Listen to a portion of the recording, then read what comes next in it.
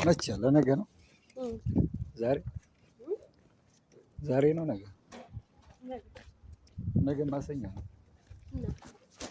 ዛሬ ነው።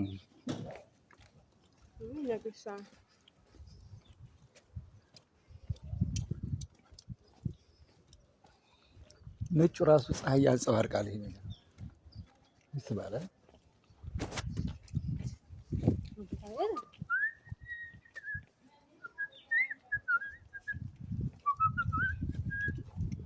ሙሽራዬን